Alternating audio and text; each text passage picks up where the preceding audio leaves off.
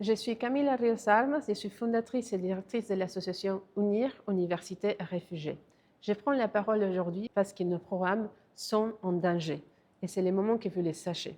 Cette année, beaucoup d'associations traversent des difficultés budgétaires. C'est à cause de coupes budgétaires, de discours politiques dans lesquels la migration est instrumentalisée. C'est aussi une question liée systémique à la situation actuelle des fondations. Donc, UNIR n'est pas épargné de cette situation. Jamais nous avons connu une année si difficile que cette année 2025. En janvier, nous avons pris la décision de fermer notre antenne à Lyon. Et mois après mois, c'était des décisions dures à prendre. Arrêter des programmes, réduire notre équipe, dépenser toute notre énergie pour réorganiser, pour améliorer nos activités, pour s'assurer qu'on peut continuer malgré les obstacles.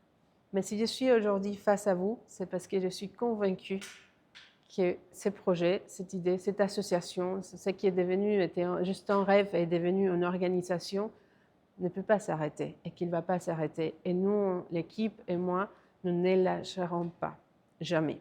Et c'est pour ça qu'aujourd'hui, on parle d'unir, on parle de nos actions, on parle de toutes les choses qu'on a fait depuis 2018.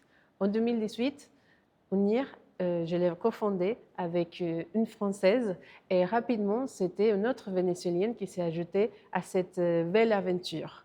Mais depuis cette année, depuis 2018, c'est plus de 4000 personnes que nous avons accompagnées.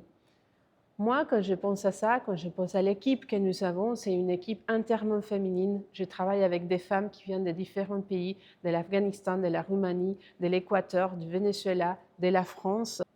Moi, je suis convaincue qu'UNIR en soi-même, c'est un exemple de la France terre d'accueil, de qu'est-ce qui se passe quand on donne des opportunités à des personnes qui viennent de loin, comme moi. Je sais que ces valeurs de fraternité, ces valeurs de solidarité, ces valeurs d'égalité, c'est des choses qui sont très ancrées dans notre société. Et si je dis notre société, c'est parce que pour moi, c'est aussi encore la mienne. Donc aujourd'hui, je suis face à vous pour demander votre solidarité, votre soutien. Certes, nous sommes une association. Certes, vous êtes des citoyens et citoyennes. Mais c'est aussi ça la France. La société civile qui se mobilise et qui agit face à l'injustice. Donc, soutenez UNIR, parlez de nous, faites un don et relayez ces messages.